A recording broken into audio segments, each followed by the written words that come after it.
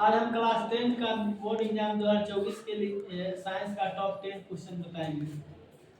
पहला क्वेश्चन इसमें है प्रकाश के परावर्तन से क्या समझते हैं, इनके नियम को लिखें। दूसरा क्वेश्चन है प्रकाश के अपवर्तन से क्या समझते हैं, इनके नियम को लिखें। तीसरा है स्नेल के नियम को लिखें।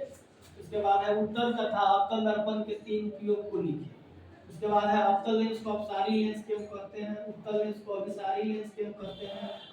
उसके बाद है 7 नंबर उत्तल दर्पण का उपयोग साइड मिरर के रूप में क्यों किया जाता है। उसके बाद है नेक्स्ट अवतल दर्पण का उपयोग दाढ़ी बनाने में क्यों किया जाता है। उसके बाद है पानी का अपवर्तन 1.33 है, इसका क्या तात्पर्य है। उसके बाद है सरल सूक्ष्मदर्शी क्या है।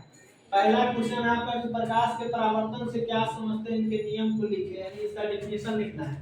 प्रकाश के परावर्तन मतलब हुआ कि यदि कोई प्रकाश की किरण किसी सतह से टकराती है तो उसी माध्यम में वापस लौट जाती है, इस घटना को प्रकाश के परावर्तन कहते हैं। इसका 2 नियम है। पहला नियम है कि आपतित किरण, परावर्तित किरण और अभिलंब तीनों एक ही सतह पर होती है। दूसरा नियम है कि आपतन कोण और परावर्तन कोण बराबर होते हैं।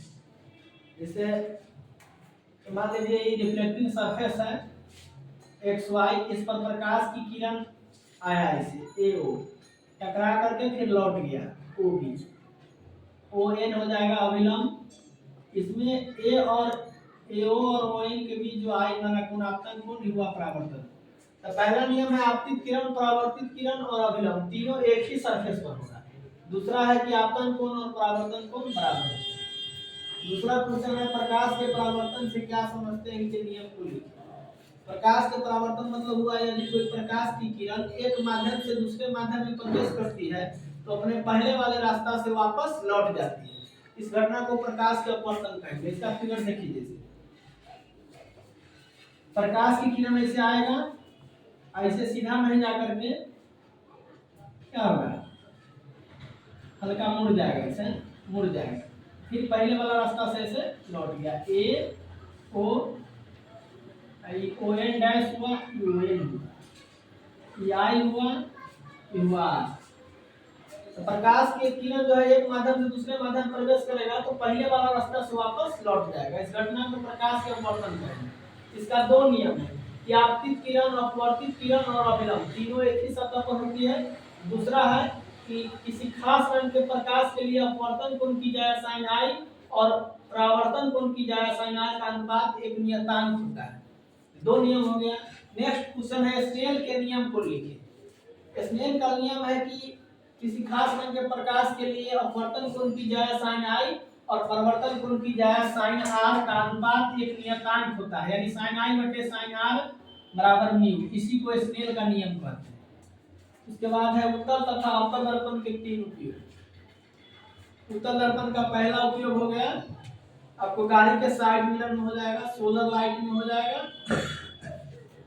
उसके बाद सरल सूक्ष्मदर्शी में हो जाएगा। नेक्स्ट है अवतल। तो अवतल दर्पण का पहला उपयोग दाढ़ी बनाने में हो गया, प्रेशर कुकर में हो गया, और डॉक्टर द्वारा रोगियों के नाक कान गला जांच में इसका उपयोग किया जाता है।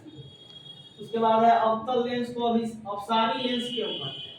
अवतल लेंस को अपसारी लेंस क्यों कहते हैं, क्योंकि अवतल लेंस के मुख्य अक्ष के समांतर चलने वाली किरण अपवर्तन के बाद प्रकाश की किरण को फोकस पर अपसरित कर देता है, फोकस पर अपसरित कर देता है, फोकस पर अपसरित कर देता है या मिलता हुआ प्रतीत होता है, इसलिए अवतल लेंस को अपसारी लेंस कहेंगे। उसके बाद नेक्स्ट क्वेश्चन है उत्तल दर्पण का उपयोग उत्तल लेंस को अभिसारी लेंस क्यों कहते हैं। तो चूंकि उत्तल लेंस के मुख्य अक्ष के समांतर चलने वाली किरण परावर्तन या अपवर्तन के बाद प्रकाश की किरण को फोकस पर अभिसरित कर